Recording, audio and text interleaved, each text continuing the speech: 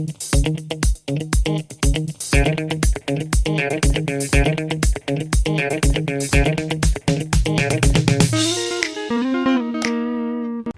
guys, welcome back. I have a new question for you. I hope it is interesting. If not, I'm sorry, but watch it anyways. Maybe you can also watch another question with many questions and answers. So enjoy.